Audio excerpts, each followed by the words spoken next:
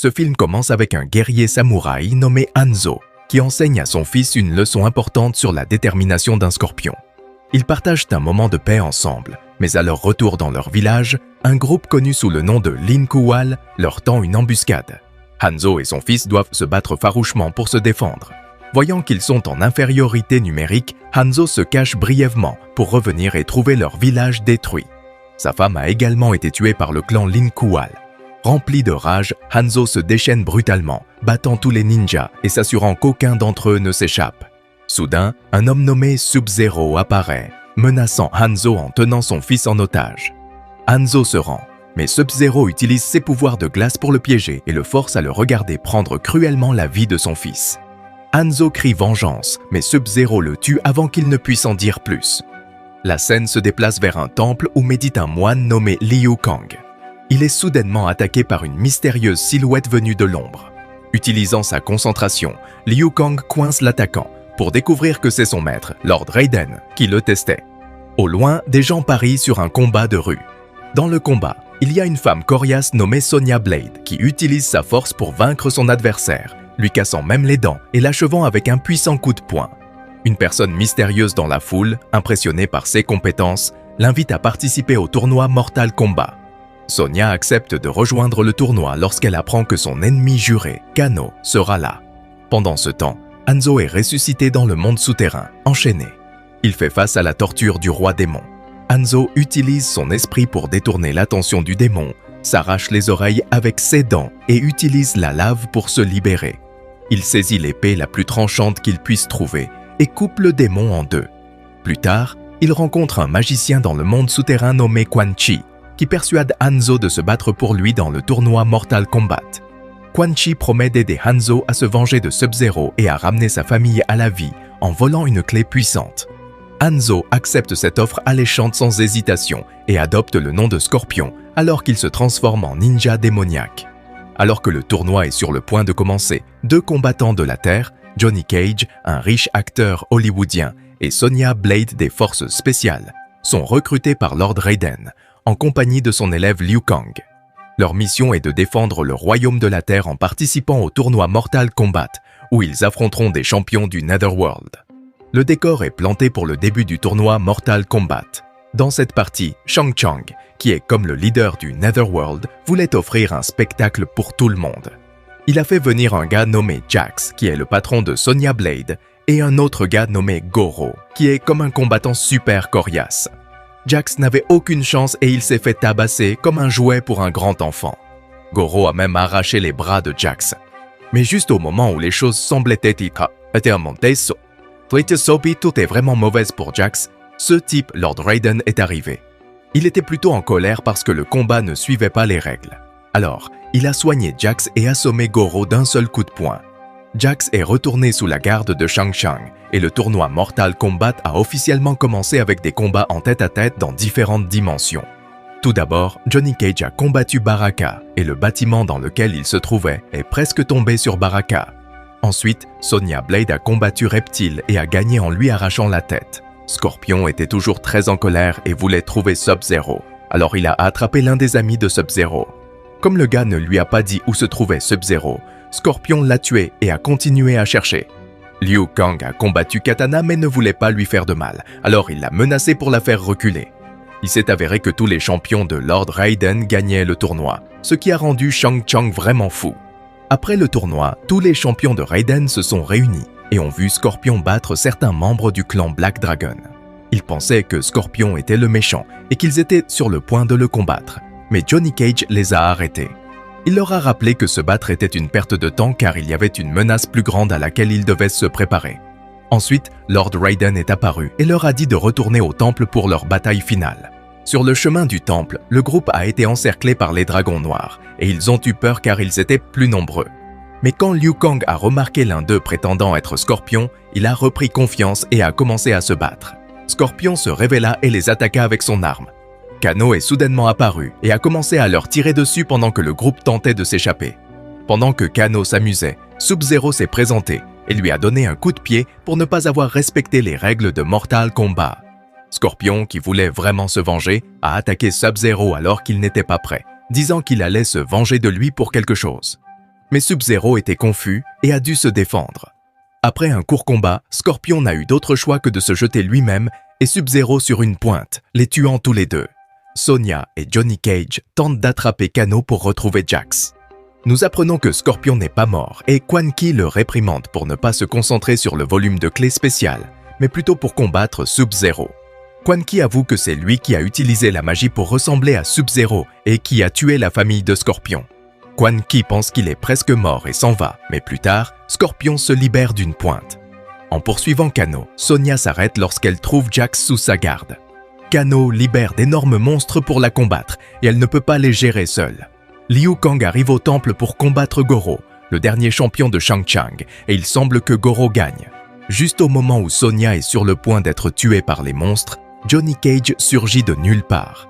Ils utilisent leurs incroyables compétences de combat pour vaincre tous les monstres, puis s'en prendre à Kano. Kano menace de tuer Jax s'il se rapproche, mais Jax lui mord la main, donnant à Sonya la chance de le sauver. Il va arracher les bras de Liu Kang sur ses ordres, mais Scorpion tue Goro par derrière. Voyant son dernier meilleur chien mort, Shang Tsung tente de convaincre Scorpion qu'en supposant qu'il tue Liu Kang, il peut lui abandonner Quan Chi pour sa vengeance. Scorpion s'en prend plutôt à Shang Tsung après avoir soigneusement réfléchi à cela, l'incitant à lui céder le chemin et terminant ainsi la compétition. Il est retourné aux enfers, promettant de se venger d'eux. Sans les pouvoirs de Shang Tsung, le sanctuaire tout entier tomberait. Alors Raiden et Liu Kang s'enfuient du sanctuaire, vivant Scorpion et Quan Chi vers leur destin.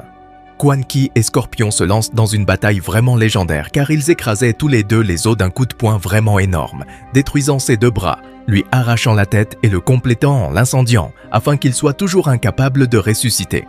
La deuxième section de ce film commence alors que nous voyons deux couples avec un enfant qui sont tués par une famille appelée les Tarkatan. Pourtant, Maître Raiden se présente et sauve l'enfant du couple avant que la mère ne donne son dernier souffle. Elle nomme l'enfant Liu Kang. Des années après le tournoi Mortal Kombat, le roi du Netherworld, Shao Kahn, a ordonné à son armée d'attaquer le royaume de la Terre. Kung Lao, Stryker et Jax gardaient les frontières pour empêcher l'armée de franchir les portes. Pendant ce temps, Johnny Cage, Sonya Blade, Liu Kang et Lord Raiden étaient engagés dans une bataille contre les meilleurs guerriers de Shao Kahn, Katana, Kintaro, Reiko et Baraka. Shao Kahn lui-même est apparu et a mis fin au combat. Il a proposé un accord pour mettre fin définitivement à l'effusion de sang entre leurs royaumes. Shao Kahn voulait que Lord Raiden l'accompagne pour demander aux dieux anciens un autre tournoi, le dernier Mortal Kombat, afin de briser le cycle de la brutalité. Raiden accepta sans hésitation. Après son combat avec Quan Chi, Scorpion s'est retrouvé dans le monde souterrain, confronté à un grand maître nommé Shinnok. Shinnok a expliqué que la clé que Scorpion avait prise à Shang Tsung était désormais liée à son âme et l'a menacé d'aller au royaume de la Terre et d'entrer dans le temple des éléments pour voler un artefact spécial. Scorpion a refusé et s'est enfui vers le royaume terrestre au temple Liu Kuwal, où le maître du temple a confié à Kui Ling et Smoke la tâche de capturer Scorpion. Le maître révéla ses deux autres guerriers, Cyrax et Sector, qui avaient été transformés en êtres cybernétiques. Reconnaissant Scorpion comme le guerrier ninja le plus dangereux, le maître ordonna à Cyrax et Sector de convertir de force Kui Ling et Smoke en êtres cybernétiques afin qu'ils puissent tous capturer Scorpion.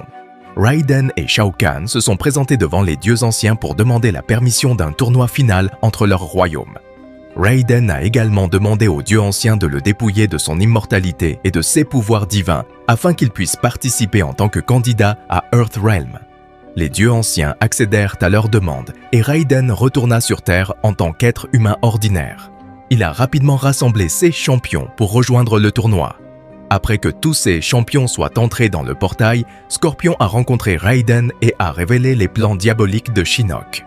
Raiden a informé Scorpion que l'artefact que Shinnok voulait qu'il vole s'appelait un Kamadagu, qui avait le pouvoir de libérer l'être unique dans le monde. Raiden et ses champions arrivèrent à la forteresse de Shao Kahn, où il fut représenté à ses guerriers du tournoi. Li Mei, Shang Tsung, Kitano, Devora, Baraka, Reiko et Jade. Le tournoi a commencé et Johnny Cage a été vaincu par Devora sans même avoir la chance de se battre. Liu Kang a vaincu Jade avec un coup de poing puissant, tandis que Stryker a fait preuve de compétences de combat exceptionnelles pour vaincre Baraka. Sonya Blade a vaincu Li Mei en lui frappant brutalement la tête contre le sol, et Jax a tué Kitano. Pendant ce temps, Dans Earthrealm, Scorpion fut pris dans une embuscade tendue par Sector et Cyrax, qui s'étaient transformés en cyborgs. Smoke, qui avait également été transformé en cyborg, rejoignit le combat. Scorpion fut en infériorité numérique et vaincu par les cyborgs, qui le capturèrent et l'emmenèrent aux portes du temple, le forçant à utiliser la clé pour ouvrir les portes. Les cyborgs avaient l'intention de tuer eux-mêmes Scorpion pour se venger de la mort de leur frère, Sub-Zero. Après une bataille sans fin, Scorpion a convaincu Liang de s'associer à lui pour protéger l'artefact des cyborgs qui avait l'intention de ressusciter le destructeur du monde. Scorpion et Kai Liang ont finalement été vaincus, et les cyborgs ont pris l'artefact et se sont enfuis vers le monde souterrain. De retour au tournoi, Raiden a vaincu son adversaire, Reiko, en utilisant d'anciennes techniques de combat. Sonya a remporté son combat contre Devora, tandis que Shao Kahn a facilement vaincu Jax et Shang Tsung a brutalement vaincu Striker. Au tour final, Kung Lao a combattu Shao Kahn, qui a utilisé sans effort son arme pour déchirer Kung Lao en deux. Katana s'est engagé dans le combat avec Raiden, qui a épargné sa vie après un bref combat et s'est retourné contre Shao Kahn. Le maître du clan Liu Kuel est arrivé avec ses cyborgs et a remis l'artefact à Shinnok, mais a ensuite décidé de le combattre lorsque Shinnok a révélé son plan diabolique pour mettre au monde l'être unique. Alors que le maître et ses cyborgs furent tués par Shinnok, Raiden s'engagea dans un combat final avec Shao Kahn. Raiden a fait preuve d'aptitudes au combat impressionnantes, mais n'était pas assez puissant pour résister aux coups de Shao Kahn. Raiden a été brutalement tué par Shao Kahn, ce qui a mis en colère Liu Kang, qui considérait Raiden comme une figure paternelle. Liu Kang a combattu férocement Shao Kahn dans une bataille légendaire, déclenchant une technique enflammée pour vaincre Shao Kahn. Liu Kang a finalement tué Shao Kahn d'un dernier coup de pied, laissant toute la foule sous le choc. Les dieux anciens apparurent devant Liu Kang et le récompensèrent avec le pouvoir d'un dieu pour combattre Shinnok, qui avait fusionné avec l'être unique et était sur le point de détruire tous les royaumes avec ses pouvoirs divins. Liu Kang a téléporté Johnny, Sonya, Jax et Katana dans le royaume du Nether pour arrêter Shinnok et ses armées. Ils furent ensuite rejoints par Scorpion et Liang. Liu Kang s'est transformé en un gigantesque dragon et s'est engagé dans un combat en tête-à-tête avec Shinnok.